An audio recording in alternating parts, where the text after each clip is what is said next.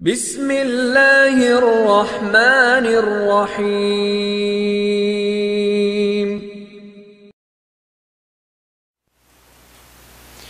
بسم اللہ الرحمن الرحیم الحمد للہ وکفا والصلاة والسلام علی سیدنا المصطفى وعلى آلہ الطیبین الطاہرین الاولیاء وعلى آلہ واصحابہ واہل بیتہ ورفقاء اما بعد فاعوذ باللہ السمیع العلیم من الشیطان الرجیم بسم اللہ الرحمن الرحیم رضی اللہ عنہم ورضوا عنہ آمنت باللہ صدق اللہ مولانا العظیم ان اللہ وملائکتہ یصلون علی النبی یا ایہا الذین آمنوا صلوا علیہ وسلموا تسلیما الصلاة والسلام علیک یا سیدی یا رسول اللہ الصلاة والسلام علیک یا سیدی یا حبیب اللہ الصلاة والسلام علیک یا سیدی یا شفیع المذنبین وعلى آلک واصحابک یا سیدی یا جد الحسن والحسین۔ اللہ جل وعلا کی بارگاہ صمدیت میں انتہائی عاجزانہ حمد و ثنا کا نذرانہ عقیدت پیش کرنے کے بعد حضور نبی رحمت ختمی مرتبت مصطفیٰ جان رحمت صلی اللہ تعالی علیہ وآلہ وسلم کی بارگاہ عرفہ و عالی شان میں انتہائی عاجزانہ درود و سلام کا نذرانہ پیش کرنے کے بعد واجب الاحترام ذوی الاحتشام احباب ذی وقار بحمدہ تعالی 1443 ہجری کے رمضان المبارک کے ماہ مقدس کا آج چھٹا روزہ، جس کی ہم سحری کر کے نماز فجر با جماعت ادا کر کے جامع مسجد فیضان اولیاء میں نماز فجر کے بعد آج کے درس قرآن و سنت میں حاضر خدمت ہیں۔ خلاق لم یزل حقیقی معنوں میں ہم سب کو قرآن و سنت کا فہم اور سمجھ بوجھ نصیب فرمائے۔ آج ہماری گفتگو کا عنوان ہے عدالت صحابہ۔ عدالت صحابہ کے معنی یہ ہیں کہ اہل سنت و جماعت کا اصحاب رسول سے لے کر آج تک اس بات پر اتفاق ہے کہ رب ذوالجلال نے اپنے محبوب علیہ السلام کے اصحاب کو وہ عزتیں، وہ عظمتیں، وہ رفعتیں، وہ بلندیاں، وہ مقام اور مرتبہ عطا کیا ہے کہ اگر کوئی شخص کروڑوں سال بھی عبادت و ریاضت کرے اور اس کی وہ تمام عبادات و ریاضات کو قبول کر لیا جائے تو کروڑوں سال کے بعد بھی بندہ اس مقام پر نہیں پہنچتا جس مقام پر اللہ کریم علیہ السلام کے محبوب علیہ السلام کے اصحاب کو رب ذوالجلال نے جگہ عطا فرمائی ہے۔ اس لیے کہ کروڑوں سال کی عبادت ایک طرف اور حالت ایمان میں نبی اکرم صلی اللہ علیہ وآلہ وسلم کا دیدار کرنا، اگرچہ پاس بیٹھ کر یا دور سے یا چلتے ہوئے یا اچانک نگاہ پڑ جائے، حالت ایمان میں ایک نگاہ جو انسان ٹک ٹکی باندھ کر بھی نہ دیکھے، نگاہ ڈالے اور اپنی نگاہ کو جھکا لے، اس ایک لمحہ کی وہ نگاہ اور ایک لمحہ کی وہ صحبت رب ذوالجلال کی نگاہ میں اتنی معتبر ہے اور اتنی معظم اور مکرم ہے کہ کروڑوں سال کی عبادات بھی اس ایک نگاہ کے ہم پلہ نہیں ہو سکتی۔ اور وہ صحابہ رسول کے جن کو نبی اکرم صلی اللہ علیہ وآلہ وسلم کی معیت نصیب رہی، قرب نصیب رہا اور وہ آپ کی سنگت میں رہے، مال، جان، عزت، آبرو، گھر بار، وطن، اولاد تک کریم علیہ السلام کے قدمین شریفین میں قربان کر دیے، تو وہ اصحاب رسول بالیقین کل کائنات کے مسلمین اور مسلمات، مؤمنین مؤمنات سے افضل و اعلیٰ ہے۔ اسی لیے عدالت صحابہ کے یہ معنی ہے کہ رب ذوالجلال نے ان کی زندگی کے اعمال کو اپنی بارگاہ عالی شان میں قبول و منظور فرما لیا ہے، اور کریم علیہ الصلوۃ والسلام کی تصریحات کے مطابق اگر کوئی ایک صحابی آدھ مٹھی جو تقسیم کرے صدقہ کر دے، اور اس کے مقابلے میں غوث، کتب، ابدال، اولیاء کی جماعت یا کل کائنات کے مسلمین سونے کے پہاڑوں کے پہاڑ صدقہ و خیرات کر دیں، تو رب ذوالجلال سونے کے پہاڑوں پر اتنی جزا اور اس کی نیکیاں یا بدلہ عطا نہیں کرتا جتنا اجر و ثواب رب ذوالجلال کریم علیہ الصلوۃ والسلام کے غلاموں کو ایک مٹھی یا آدھ مٹھی جو صدقہ کرنے کا اجر و ثواب عطا فرما دیتا ہے۔ اس بات میں کسی کو کوئی شک نہیں ہے۔ ہم اہل سنت و جماعت کا ایک اور عقیدہ ہے اصحاب رسول کے حوالہ سے، وہ بھی یاد رکھیے، اور ہمارے اہل سنت کا یہ عقیدہ ہے کہ اصحاب رسول نے کریم علیہ الصلوۃ والسلام کی روایات کو، احادیث کو بیان کرتے ہوئے زندگی میں کبھی ایک مرتبہ بھی کبھی ہوا ہی نہیں کہ انہوں نے کریم علیہ الصلوۃ والسلام کی طرف جھوٹ کی نسبت کی ہو، کریم علیہ الصلوۃ والسلام نے کوئی فرمان ارشاد نہ فرمایا ہو اور کسی ایک صحابی نے کہہ دیا ہو کہ یہ رسول پاک نے فرمایا ہے۔ آج تک محققین کی جماعت، علماء، ائمہ کی تحقیقات اور تصریحات اس بات پر شاہد و عادل ہے کہ کوئی ایک روایت بھی زندگی کے اندر کسی ایک صحابی سے ایسی منقول نہیں کہ کریم علیہ الصلوۃ والسلام نے وہ فرمان ارشاد نہ فرمایا ہو اور صحابی کہے کہ یہ حضور نے فرمایا ہے اور یہ کریم علیہ الصلوۃ والسلام کا فرمان ہے۔ ایسا کبھی بھی ایک روایت کے بارے اور کسی ایک صحابی کے بارے میں بھی ایسی من گھڑت موضوع اور غلط بات منسوب نہیں کی جا سکی۔ اسی کا مطلب ہے عدالت صحابہ، یعنی وہ کریم علیہ الصلوۃ والسلام کی احادیث کو بیان کرنے میں اتنے سچے، اتنے سچے اور اتنے کھرے تھے کہ زندگی میں کبھی ایک بات بھی غلط کریم علیہ الصلوۃ والسلام کی طرف کسی ایک صحابی نے بھی منسوب نہیں کی۔ اس کو کہتے ہیں، جو روایت کو بیان کرنے والا ہو اسے کہتے ہیں عادل۔ عادل کے معنی ہوتے ہیں منصف مزاج، یعنی انصاف پسند۔ تو اصحاب رسول اتنے انصاف پسند تھے، کریم علیہ الصلوۃ والسلام نے جو نہیں فرمایا تو اصحاب نے بھی اپنی زبان سے وہ کلمات نہیں نکالے اور نہ حضور کی طرف کسی ایسی بات کی نسبت کی ہے۔ اصحاب رسول نے وہی کہا جو کریم علیہ الصلوۃ والسلام نے بیان فرمایا۔ اس پر امت کے تمام علماء کا اتفاق ہے اور تمام ائمہ کا اتفاق ہے کہ اصحاب رسول نے کبھی بھی نبی پاک صلی اللہ علیہ وسلم پر جھوٹ نہیں باندھا۔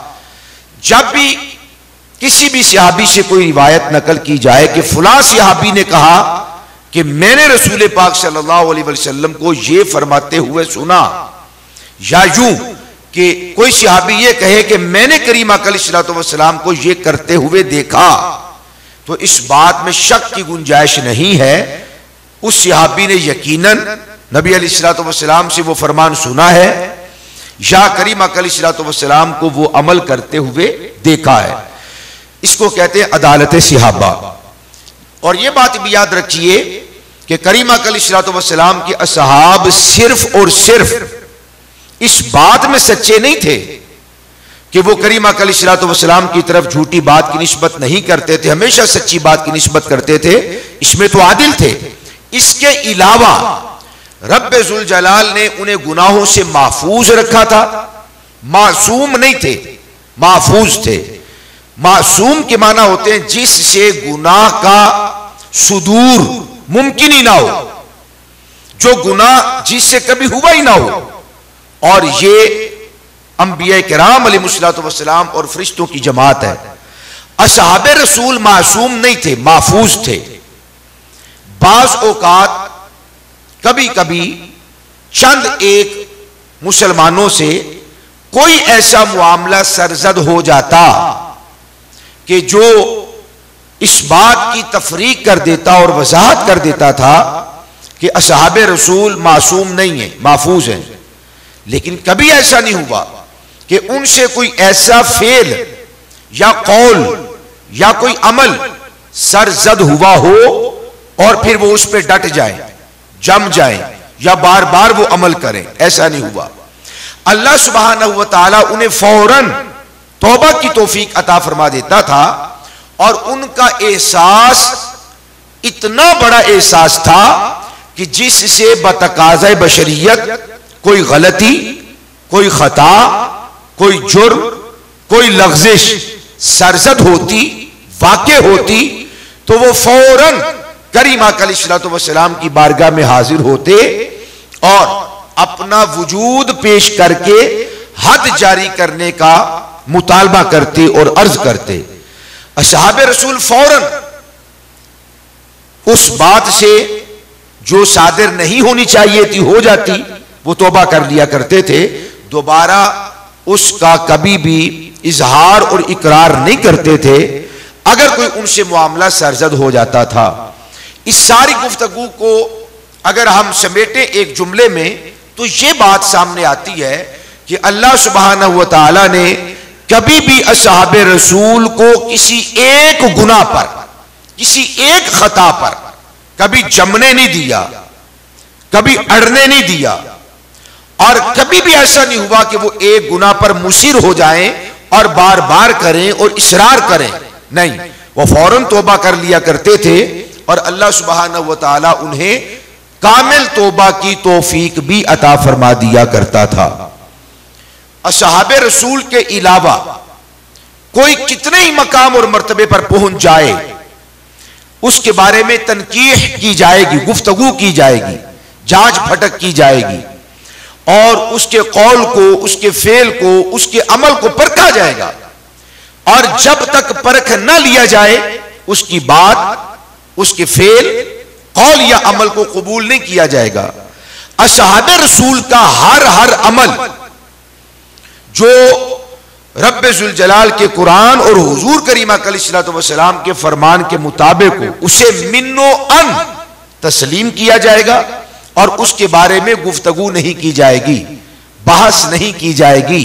اس ساری گفتگو کو کہتے ہیں عدالت صحابہ، کہ اصحاب رسول کا مقام جمیع امت کے لوگوں سے اتنا افضل و اعلیٰ ہے کہ ان کے بارے میں تحقیق نہیں کی جائے گی، اور اصحاب رسول کے بعد کوئی کتنا ہی عالی مرتبہ کیوں نہ ہو، اس کے ہر قول، فعل اور عمل کے بارے میں تحقیق کرنے کی گنجائش باقی ہوتی ہے۔ اصحاب رسول سے چونکہ اللہ تعالی راضی ہے، اور قرآن مجید کے اندر یہ وعدہ کئی مقام پر اللہ سبحانہ و تعالی نے فرمایا اور یہ خبر دی، رضی اللہ عنہم ورضوا عنہ، اللہ سبحانہ و تعالی اصحاب رسول سے راضی ہے، ورضوا عنہ، اور اصحاب رسول بھی اللہ تبارک و تعالی کی ذات پر راضی ہے۔ نہ رب کی ذات کو کوئی شکوہ ہے ان پر، اور نہ انہیں کوئی شکوہ ہے رب کی ذات پر۔ اللہ سبحانہ و تعالی ان پر راضی، اور ان کی پوری جماعت اللہ تبارک و تعالی کی ذات پر اور اس کے انعامات پر راضی ہے۔ اس لیے فرمایا رضی اللہ عنہم ورضوا عنہ، اللہ سبحانہ و تعالی ان سے راضی، اور یہ ساری جماعت صحابہ رب ذوالجلال سے راضی ہے۔ رب ذوالجلال نے کریم آقا علیہ الصلوۃ والسلام کے اصحاب کا مقام بیان کرتے ہوئے ہماری توجہ دلائی، فرمایا وَاعْلَمُوا أَنَّ فِيكُمْ رسول اللہ، جان لو بالیقین تم میں اللہ کے رسول تشریف فرما ہے، لو یطیعکم فی کثیر من الامر لعنتم، اصحاب رسول سے فرمایا جا رہا ہے اے میرے محبوب کے صحابہ، تم میں اللہ کے رسول موجود ہے اور تشریف فرما ہے، اگر یہ اکثر تمہاری باتوں کو مان لیں اور تمہاری پیروی کریں اور تمہاری ہر بات کو منو ان قبول کر لیں تو لعنتم تم مشقت میں پڑ جاؤ گے. اب اللہ تعالیٰ ان کے ایمان کی درجہ بندی کو بیان فرما رہا ہے کہ ان کا ایمان کتنا معتبر اور کتنا علی مرتبت ہے.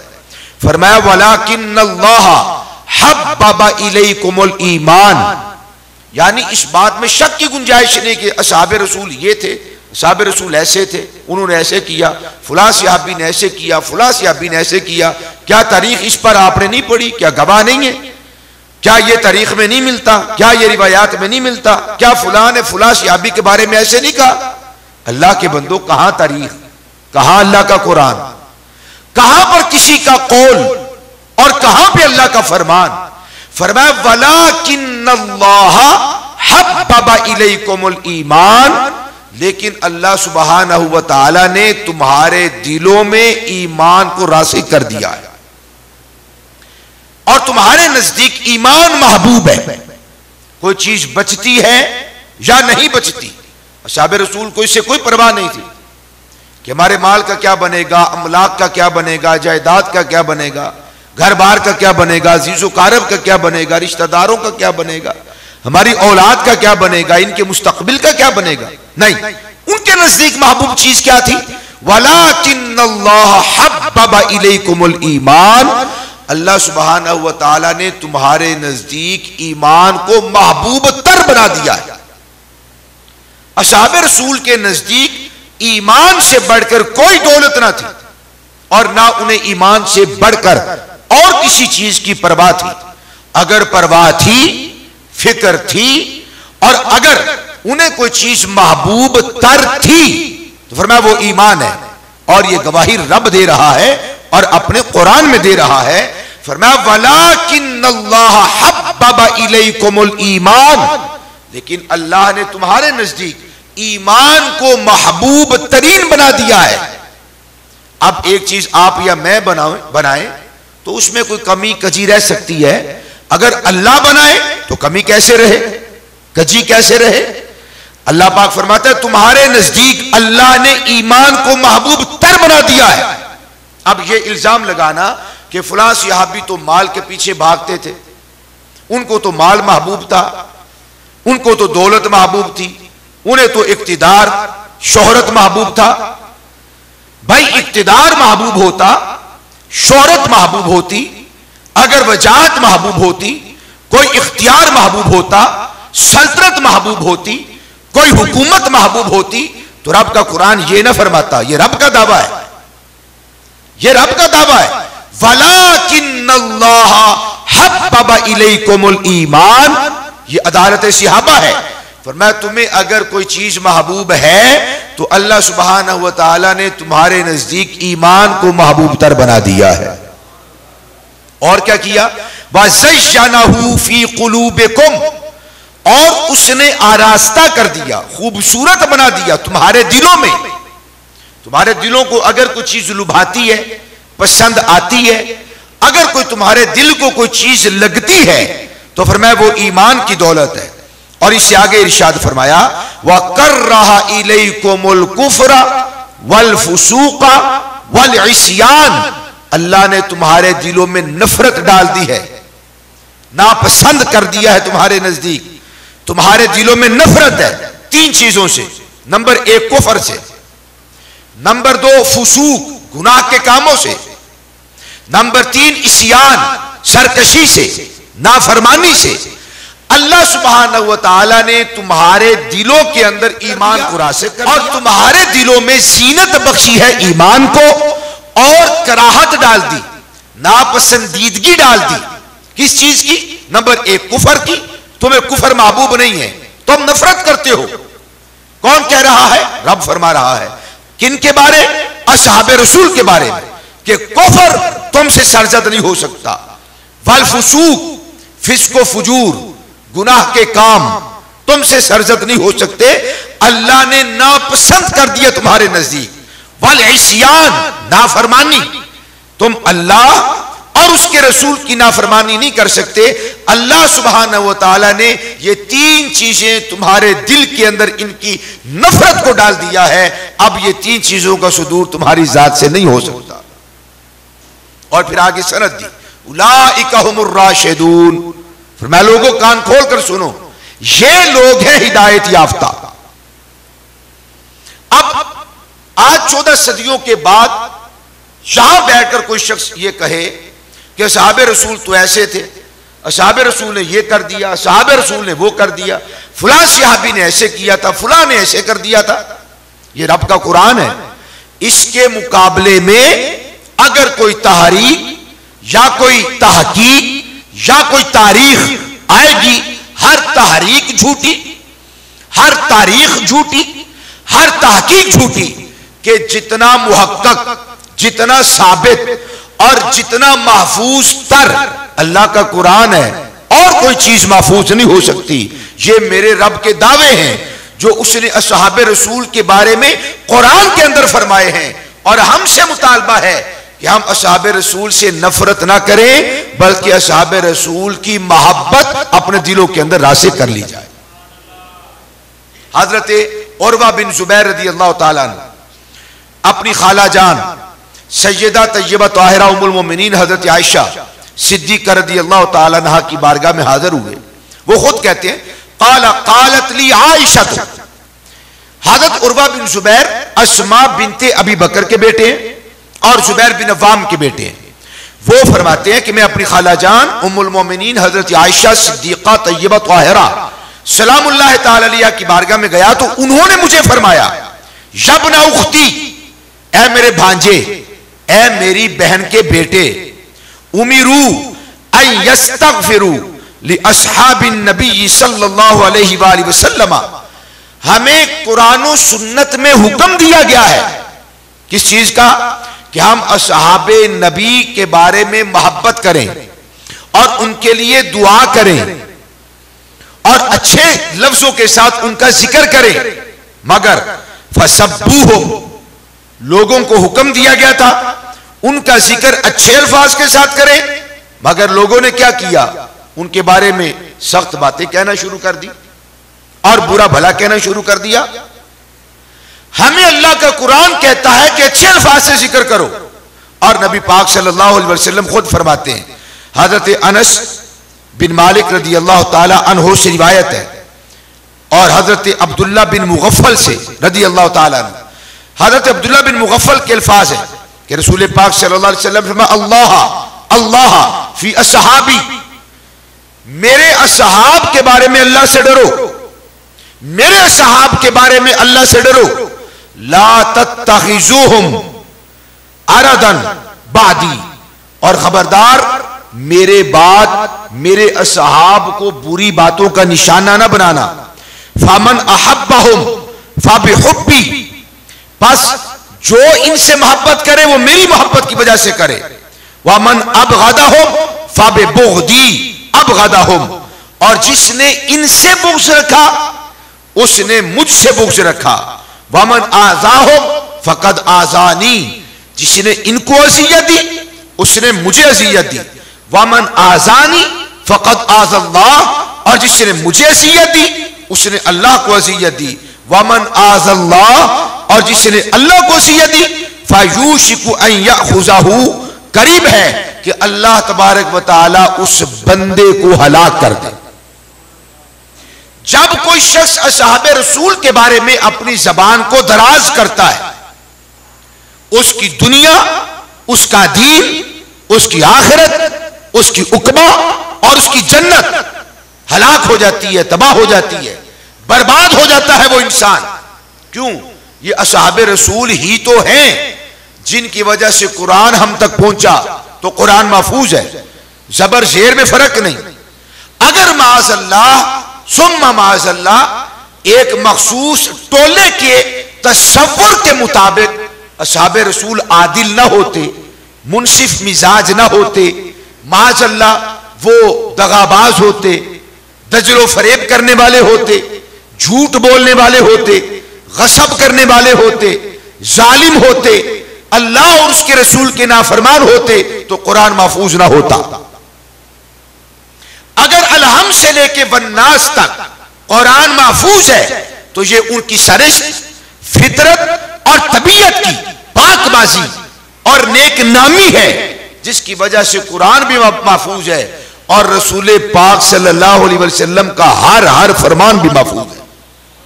انہیں نکال دیا جائے، نہ قرآن سلامت رہتا ہے، نہ دین سلامت رہتا ہے، نہ ہمارے کلمہ کا کوئی اعتبار رہتا ہے. یہ سارے اعتبارات اور ان کی فلک بوش عمارات ایک لمحہ سے پہلے دھڑام کر کے زمین پر گرتی اور پیوندے خاک ہو جاتی اور مسمار ہو جاتی ہیں اگر اصحاب رسول کو ہم ان کا وسیلہ نہ مانیں اور بیچ میں سے نکال دیں. یاد رکھیے کسی ایک چیز کا بھی کوئی اعتبار نہیں ہو سکتا. اگر کوئی اعتبار ہے، دین محفوظ ہے، قرآن محفوظ ہے، ہمارے کلمہ کا کوئی اعتبار ہے تو اس کی ایک وجہ اصحاب رسول کی ذات ہے. حضرت انس رضی اللہ تعالیٰ فرماتے ہیں رسول اللہ صلی اللہ علیہ وسلم نے فرمایا اذا اراد اللہ برجل من امتی خیرا، جب اللہ سبحانہ و تعالیٰ کسی بندے کے ساتھ بھلائی کا ارادہ کر لیتا ہے، اللہ پاک چاہتا ہے میں اس بندے سے بھلائی کروں اور اسے دین و دنیا کی سعادات عطا کر دوں، تو وہ کیا کرتا ہے؟ فرمایا القا حب اصحابی فی قلبہ. آپ صلی اللہ علیہ وسلم نے فرمایا تو اللہ تبارک و تعالی اس بندے کے دل میں میرے اصحاب کی محبت کو ڈال دیتا ہے، اور جس بندے کے دل میں صحاب رسول کی محبت آ جاتی ہے وہ دنیا میں بھی معتبر ہوتا ہے اور آخرت میں اللہ کی عدالت میں بھی معتبر ٹھہرایا جائے گا، کیونکہ اس کی محبت اللہ تعالیٰ نے ڈال دی. اور اس بات پر اصحاب رسول کا، ائمہ مجتہدین کا، سلف صالحین کا اور آج تک کے علماء کا اتفاق ہے کہ اصحاب رسول سے اگر کوئی خطا، کوئی معاملہ سرزد ہو جائے تو اللہ تبارک و تعالیٰ اتنی دیر تک اصحاب رسول کو موت نہیں دیتا جب تک کہ اس عمل سے اللہ تبارک و تعالیٰ توبہ کی توفیق عطا نہ فرما دے. وہ جب اس دنیا میں رہتے ہیں تو پاک رہتے ہیں اور اس دنیا سے جاتے ہیں تو پاکیزہ تر رہتے ہیں. اور ہمارے ائمہ نے اس بات کی تصریحات کی. حضرت مولا کائنات کا فرمان ہے کہ جس نے انبیاء کرام علیہ السلام میں سے کسی ایک کو سب کیا، گالی دی یا کوئی سخت بات کہی، ناسیبہ جملہ کہا، اسے قتل کیا جائے گا. من سب نبیا فاقتلوہ ومن سب اصحاب رسول اللہ صلی اللہ علیہ وآلہ وسلم فاجلدوہم. جس نے انبیاء میں سے کسی ایک نبی کو گالی دی یا کوئی سخت اور نازیبا کلمہ اپنی زبان سے ان کے بارے میں نکالا، اسے قتل کر دیا جائے. اور جو اصحاب رسول کے بارے میں سخت جملہ اپنی زبان سے نکالے، کوئی نازیبا کلمہ اپنی زبان سے نکالے، حضرت مولا کائنات علی المرتضیٰ کا یہ فتویٰ ہے اس بندے کو کوڑے مارے جائے، اسے تعزیر لگائی جائے، حاکم وقت اسے سزا دے، اسے ایسے نہ چھوڑ دے. فاجلدوہم، اسے کوڑے مارے جائے جو اصحاب رسول کے بارے میں بات کرتا ہے. اس لیے کہ اللہ سبحانہ و تعالی نے قرآن مجید کی 20 آیات طیبات میں ان کے ایمان کی گواہی دی، رضا کو بیان کیا اور اصحاب رسول کی کریمہ علیہ الصلوۃ والسلام اور دین سے مودت و محبت کو بیان کیا. یہ عدالت صحابہ کا مضمون ہے. پھر اس کو سمجھ لیں، عدالت صحابہ کے معنی یہ ہیں کہ ہر ایک صحابی سے اللہ سبحانہ و تعالی نے جنت کا وعدہ فرما رکھا ہے. ہر ایک صحابی صاحب ایمان ہے. کل کائنات کے مؤمنین مل کر بھی کسی ایک صحابی کے ایمان کے درجہ اور مقام کو نہیں پہنچ سکتا. جو اصحاب رسول میں ادنا درجے کا صحابی ہے، اور حقیقت یہ ہے کہ کوئی بھی ادنا درجے کا نہیں ہے، سب اعلیٰ درجات کے ہیں، مگر اصحاب رسول کی فہرست میں جسے سب سے آخری صحابی تسلیم کیا جائے اس کی ایک نگاہ ایمان کے ساتھ حضور کو دیکھنا ہماری قرات، ہماری نماز، ہمارے صدقات، خیرات اور زندگی بھر کی تمام نیک اعمال اور نیکیاں اور خوبیاں ایک طرف، وہ نگاہ ایک طرف، صحبت ایک طرف، حضور کی مجلس میں بیٹھنا یا سرکار کو دیکھنا. میں کہا کرتا ہوں سادے لفظوں میں سمجھانے کے لیے، آج حافظ بن سکتے ہیں، کل بھی بن سکتے ہیں، قیامت تک حافظ بنتے رہیں گے، عالم آئیں گے، محدث آئیں گے، مفسر آئیں گے، زاہد و عابد آئیں گے، تہجد گزار آئیں گے، مگر اب کوئی ایک صحابی بھی نہیں آ سکتا. مہر علی شاہ صاحب رحمت اللہ تعالی نے فرمایا تھا،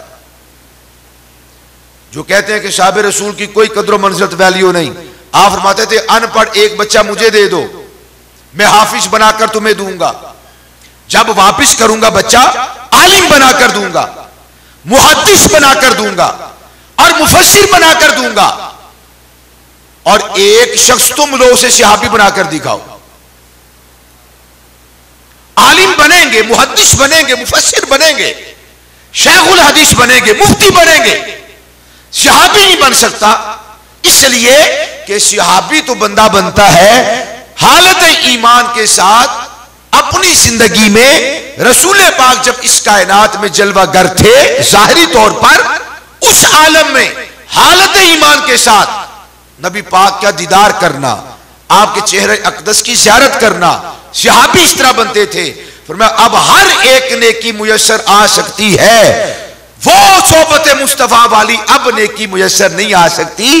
اس لیے شیخ الحدیث تو آتے رہیں گے، اب کوئی اور صحابی نہیں آ سکتا، اب کوئی بن نہیں سکتا. تو یہ عدالت صحابہ ہے. جب بھی اصحاب رسول کے بارے میں گفتگو کریں یا سنیں، ہمارا نظریہ ہے پہاڑ سے زیادہ کوئی مضبوط دلیل لے کر آئے، پہاڑ سے زیادہ مضبوط. جناب یہ دیکھیے،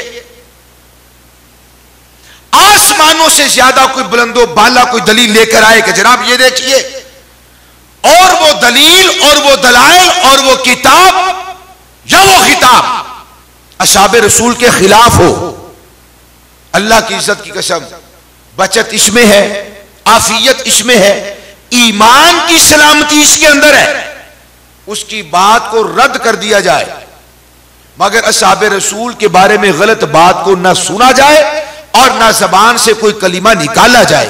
اللہ سبحانہ وتعالی اسی عقیدے پر ہم سب کو زندگی بسر کرنے اور اسی عقیدے پر اللہ ہم سب کو موت نصیب فرمائے. وما علینا الا البلاغ المبین.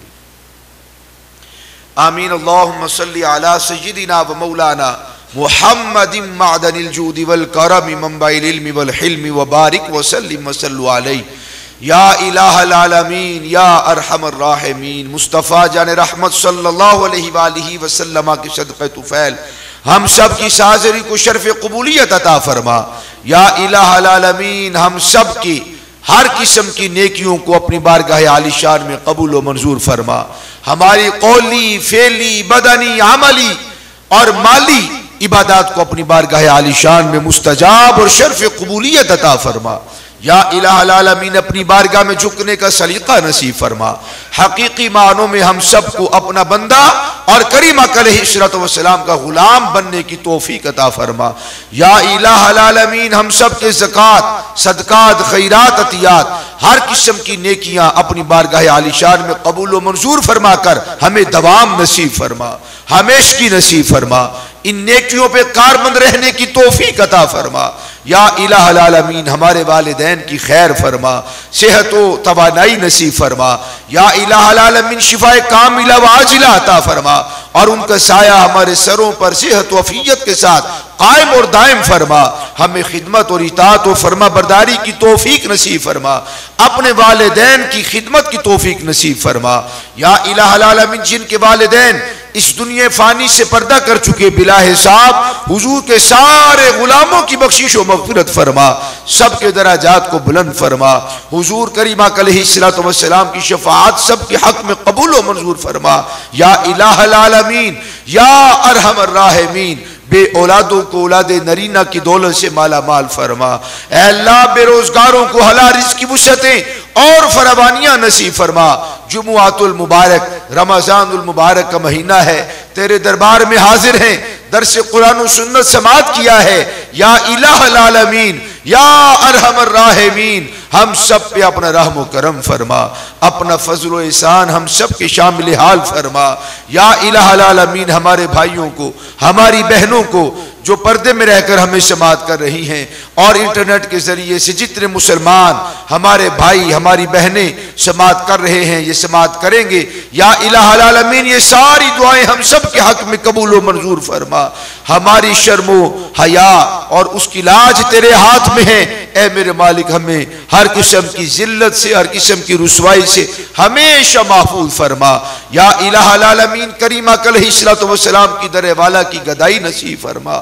اللہم نور قلوبنا بالقرآن العظیم وزین اخلاقنا بالقرآن العظیم وادخلنا الجنت بالقرآن العظیم ونجنا من النار بالقرآن العظیم واجعله لنا اماما ونورا وهدى ورحمة للعالمين اللهم اشفنا يا شافي الامراض فصلى الله تعالى على خير خلقه سيدنا ومولانا محمد وعلى آله واصحابه اجمعين برحمتك يا ارحم الراحمين لا اله